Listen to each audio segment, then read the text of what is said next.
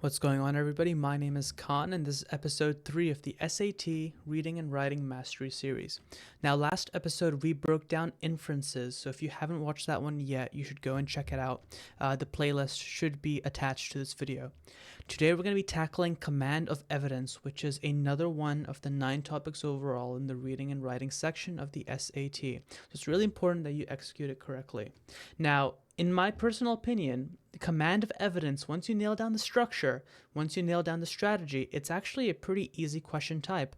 It will come up a consistent amount in the SAT, so it is without doubt important, but you can definitely nail out a lot of points if you just go through the strategy correctly and identify the patterns that consistently come up. So let's go through what we'll be covering today. First, how do you actually identify command of evidence questions when they show up in the passages? What are the different kinds of command of evidence questions that will show up? What is a strategy that you can use? Progressive practice, and then avoiding a trap. So let's start with the basics. What even is a command of evidence? Command of evidence is selecting the best piece of evidence that directly supports or disagrees with a specific claim or hypothesis. That's it. They will give you a claim, and your job is to first identify what the claim is and then find the evidence. Think of it like a courtroom. The claim is the accusation and the evidence is the proof. Your job is to find the one piece of proof that will back up or shoot down the accusation, and it has to be related to the case. It can't be vague, and that's where some people will trip up. Now, there's 2 subtypes on the digital SAT for this question type. The first is scientific. It'll be a hypothesis. They'll talk about some research or an experiment, and you can pick the finding that supports it. You don't need to be a scientist, but all the information is going to be in the passage for you, so you don't need to overthink it that much. And the second is literary. It'll be a claim about some literary work that's presented, like a poem or a novel, and you have to pick a quote that would align with the question, that supports it or disagrees with it. So all of the information that you actually need will be in the question right in front of you. Now, the key rule is that the evidence must directly support or oppose the specific claim, and it can't just be related to the topic. Related is not the same as supporting, and that confusion can be exploited quite well by the SAT. Now, this is the core 3-step strategy. And in my opinion, with enough practice, it is really easy to approach this instinctively. You shouldn't need to memorize this. Number 1 is the claim. Read the hypothesis or read the claim that's presented in the passage. You need to identify exactly what they're talking about, not the background information, but the specific claim. And a lot of people will trip up on this, but they'll sort of get the vibe and then they'll pick an answer that matches it. But the SAT is testing whether you can identify the exact claim and then find the exact evidence. So, underline it, highlight it, whatever you need to do, nail down the claim. And we will go through practices so you understand how to actually do it. Step 2, read. Now, for easy questions, you might only need to read the beginning or the end of the passage. It's pretty straightforward.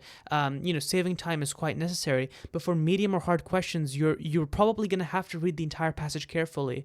So it will depend on difficulty. The most important thing is to not rush this. A lot of them will purposely put complicated words or long scientific names. Just abbreviate it, skip the jargon, and just acknowledge it, but don't try and fully comprehend every word. Focus on the argument at hand, the structure. What's the claim? What's the evidence? What's the conclusion? And finally, step 3 is to purge. This is where you purge the answer choices that go against the claim. It might contain information that's not stated in the passage, or it's related to the topic, but it doesn't actually support the specific point. Out of your 4 answer choices, typically 1 will contradict the claim, 1 will be too general, 1 will be related but wrong, and then 1 will actually directly support the claim. And your job is to find that one. Now, let's go over elimination of wrong answers. Again, the SAT, it's a language. It's designed to trick you. The structure will always stay the same, but the words will change. For the specific topic, almost always, your 4 answer choices, you'll have your 1 correct one, the 3 are wrong, and then you're just going to have to follow the same patterns. That's guaranteed. So the first thing, the related but wrong trap. This is the number one killer. The evidence mentions the same topic, but it doesn't actually support the evidence or the claim that's being tested. For example, if the claim is about how a specific plant reduces pollution and an answer choice talks about how the plant grows in certain environments, that's related to the plant, but it doesn't support the pollution claim. Students might see the plant name and think, yeah, that sounds right, but it's not, and it has to directly support the specific claim. Now, the second thing is the contradicts the claim trap.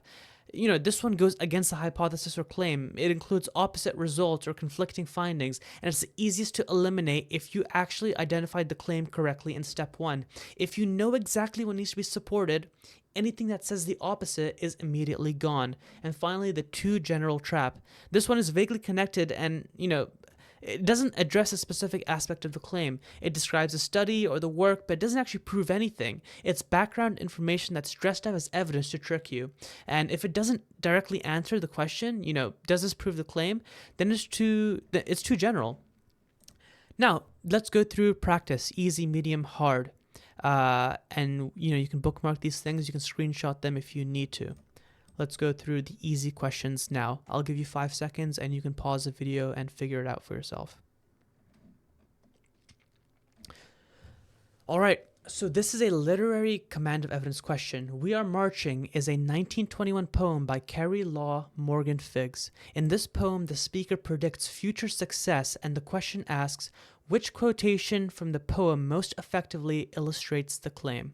Now, reflecting to our strategy, step one is to identify the claim. And the claim here is quite easy to figure out. It's the fact that the speaker is predicting future success. It's not much critical thinking required there. So we're going to be looking for a quote about predicting success. Not about marching, not about duty, but specifically about predicting future success. Now, let's test the answer choices. A, can't you hear the sound of feet?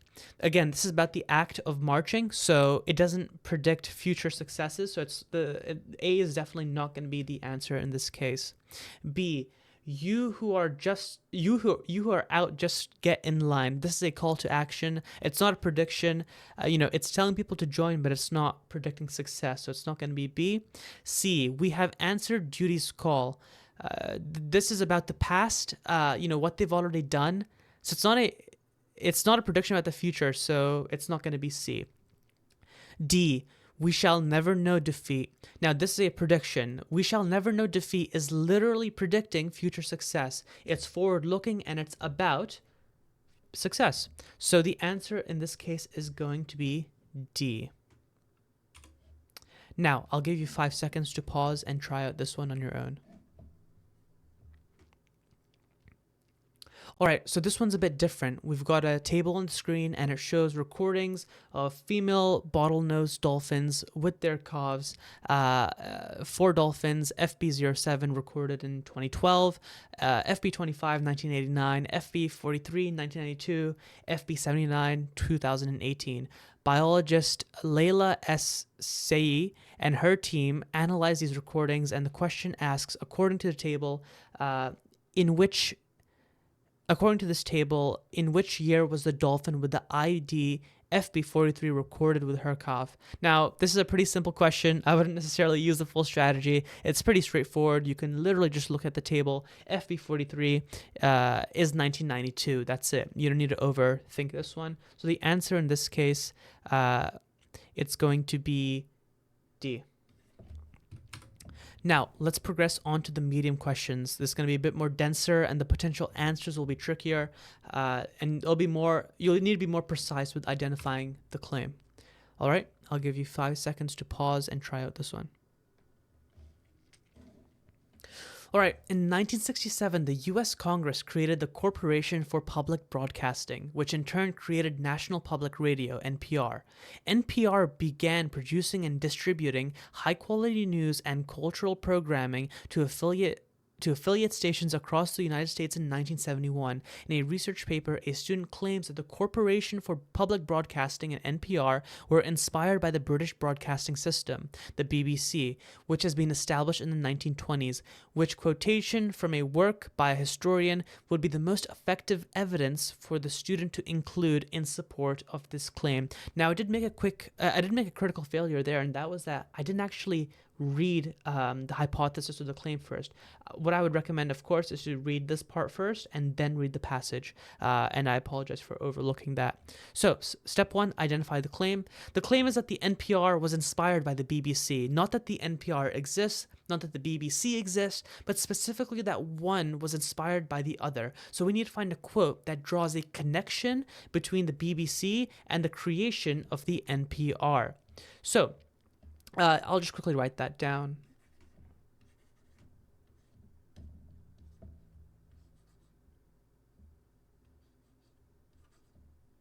Pretend that that one's an N. All right, let's test the answers. A talks about how the BBC began as a private corporation and became public to build national unity after World War I. Now, it's interesting because, the background's about the BBC, but it doesn't say anything about the NPR being inspired about it. Yeah, no, it's just BBC history, so that's the related but wrong trap right here. It's about the BBC, but it doesn't connect them to the NPR, so it's not going to be A in this case.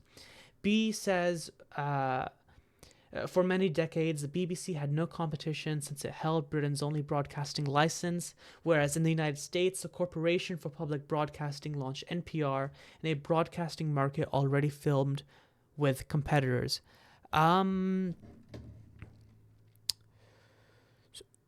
So now, this does mention both the BBC and NPR in the same sentence, but it's actually contrasting them. It's not showing inspiration. It's saying they operated in different markets, and contrasting is not supporting in this case. It's a claim of inspiration, so it's not going to be B in this case either.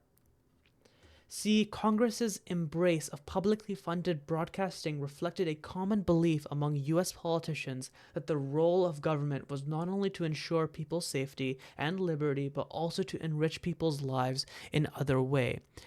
Again, this is about U.S. political beliefs. It doesn't mention the BBC at all, so it can't support a claim about BBC inspiration. It is too general. And then that leaves D. The goal of the BBC was to support British democracy by promoting an informed citizenry, and US legislators believed that ensuring access to high-quality programming could do the same for democracy in the United States. Now, this is the one. It directly links the BBC's goal to US legislators' reasoning. The US looked at what the BBC was doing and wanted to do the same thing, and that is inspiration. So the answer in this case is going to be D. All right, I'll give you 5 seconds to pause and try out this one. Hedda Gabler is a 1890 play by Henrik Ibsen. As a woman in the Victorian era, Hedda, the play's central character, is unable to freely determine her own future. Instead, she seeks to influence another person's fate, as is evident when she says to another character, blank. Which quotation from a translation of Hedda Gabler most effectively illustrates the claim?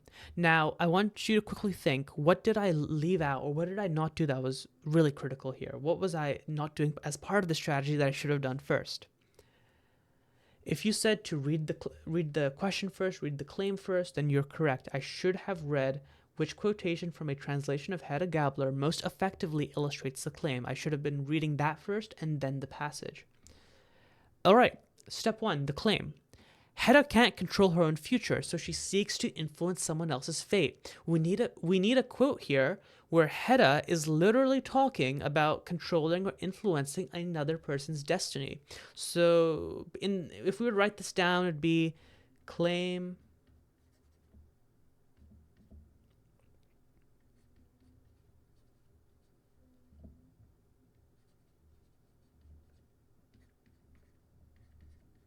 Hedda wants to control another person's fate. All right, let's test out the answer choices. A, then what in heaven's name would you have me do with myself? This is about her own boredom or frustration, I believe. It's about herself, so it's definitely not about it's not about influencing someone else. So it's not going to be A in this case. B, I want for once in my life to have power to mold a human destiny. Now that is literally our claim word for word. She wants power to mold a human destiny that's controlling another person's fate. I would immediately go with B in this case, but let's go through the remaining answer choices nonetheless. C, then I, poor creature, have no sort of power over you. You could say this is about lacking power, not about seeking to influence. It's almost the opposite. I get how you might confuse C and B in this case, but it's definitely not going to be C. D, faithful to your principles now and forever. Ah, that is how man should be. This is a comment about someone else's character. It's not about wanting to control their fate. So the answer in this case is going to be B. Now, let's move on to the hard questions. This is going to be where it gets really tough. The answer choice will be more nuanced, and it'll take much more longer time too as well. All right, you can pause this video and attempt on your own. The ancient Greek concept of mimesis is a term used in the works of Plato, Aristotle, and other Greek philosophers in discussions of representational art. In discussions of representational art is a foundational concept of Western philosophy of aesthetics. Mimesis is typically translated as imitation in modern editions of ancient Greek texts, but scholar Stephen Hallowell warns that this is overly reductive. Imitation implies that art merely copies and is entirely derivative of a reality that exists outside and prior to the work of art. And translating mimesis this way obscures the multifaceted ways in which the ancient Greeks understood the relationship between art and reality, which statement, if true, would most directly support the claim by Hallowell presented in the text. Now, for the duration of this video, I have been reading the passage first, but I would reiterate again and again, in the actual test, read the hypothesis, read the claim first, then read the passage. You'll save much more time, and you'll be able to understand the context easier. Now, this is going to trip up a lot of people, and I get it. It uses vocabulary and concepts that might confuse people. So again, take it apart sentence by sentence. What is Hallowell's claim? He says he's translating mimesis as imitation. He's saying that that's too simple, right? It makes it sound like art is just copying reality, and that the Greeks actually had more complex understanding of the art-reality relationship. So we need evidence that shows that mimesis or mimesis, however you want to pronounce it, was more than just copying, right? So if I were to write this down, Hallowell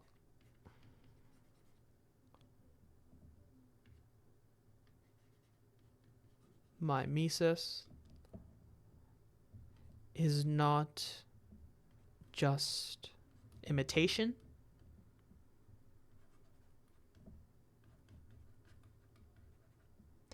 And, the Greeks saw art reality as complex.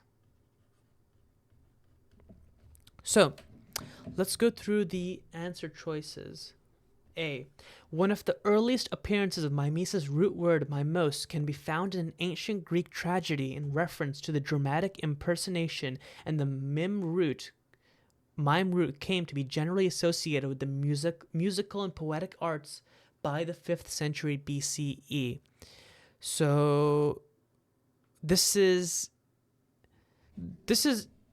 interesting.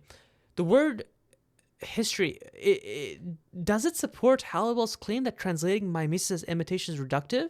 Not directly, right? It tells that the word was used in different art forms, but it doesn't show that. It doesn't show that the concept was more complex than mere imitation. So I would say that this is actually the too general trap, right? It's sort of trying to lure students in by getting a broad umbrella, but it doesn't actually, support the claim that Hallowell's making here. So it's not going to be A then. B. Both Plato's and Aristotle's theorizations of mimesis examine the psychological effects that works of art induce in the viewer or listener. This is about how art affects people, which is interesting, but it doesn't, directly address whether mimesis meant more than copying, reality. So it's not going to be B in this case either. C.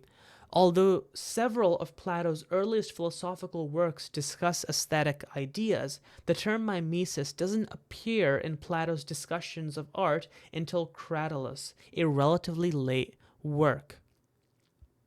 So this is about when Plato first used the term. It's a timeline fact, but it doesn't.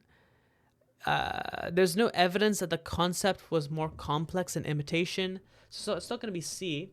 And that leaves D, and let's just go over it. D. Although Plato's writings typically characterize representational art as an inferior reflection of the physical world, Aristotle suggests that mimesis can refer to art's capacity to envision hypothetical conditions that could but don't yet exist. All right, this is the one, and how do I know that? Just look at what it's saying, right? Plato saw art as copying reality, which is the imitation translation. But Aristotle, on the other hand, saw mimesis as art imagining things that don't exist yet. That's way more than just copying, right? That directly shows that the Greeks had a multifaceted understanding, which is exactly what Halliwell argues in this case. So the answer in this case is going to be D. Now, this question is complicated. I get it. It'll, you might have overseen a lot of things or not, thought about a lot of things. You don't actually need to, right? In a lot of these cases, when we look at a question, when we talk it out, when we analyze it, we're spending much more time than we would in the SAT. You don't need to get the full picture, but if you can get enough to get the least bad answer, as I say, that's enough to get you the point, right? All right, so this is the final question. I'll let you pause, and good luck. In the 20th century, ethnographers made a concentrated effort to collect Mexican-American folklore, but they did not always agree about that folklore's origins. Scholars such as Aurelio Espinosa claim that Mexican-American folklore derived largely from the folklore of Spain, which ruled Mexico and what is now the southwestern United States. From the 16th to early 19th centuries, scholars such as Americo Paradies, by contrast, argued that while some Spanish influence is undeniable, Mexican-American folklore is mainly the product of the ongoing interactions of various cultures in Mexico and the United States, which finding, if true, would most directly support Paradis' argument. Now, all right, there's two competing claims here, right? Espinosa says Mexican-American folklore comes from Spain. Paradis says it comes from ongoing interactions of various cultures. And, we're trying to support Paradis here. We're trying to find evidence that the folklore is the product of cultural mixing and not Spanish origin. So, we're going to write basically not Spain, folklore from cultural mixing. All right, let's go through the answer choices. A. The folklore that the ethnographers collected included several songs written in the form of decima or decima, a type of poem originating in the late 16th century Spain.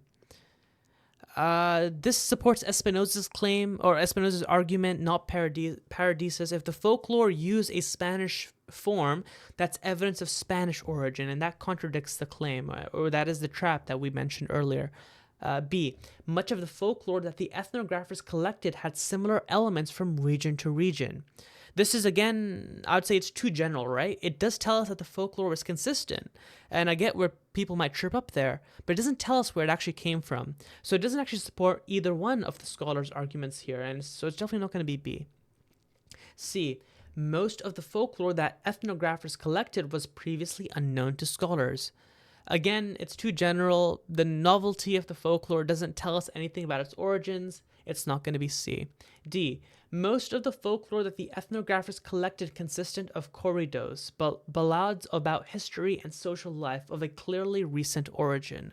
Now, if the folklore is recent in origin, it can't be derived from 16th century Spain. And I get that that could be really sort of complicated to figure out, right? You know, it's not telling you that it's new.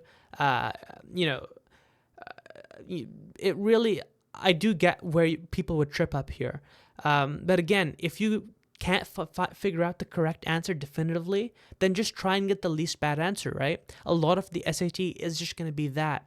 So corridos about recent history, social life would be products of more recent cultural interactions in Mexico and the United States, which is exactly what Paradis argues, right? So the answer in this case is going to be D. All right, congrats. You made it to the end. So recap. What have we covered today? We covered how to identify command of evidence questions, you know, the specific claim, and I'm sure with enough practice now you can understand it. There's going to be two subtypes. There's scientific, where you get a hypothesis and pick a finding, and literary, where you get a claim about a work and pick a quote.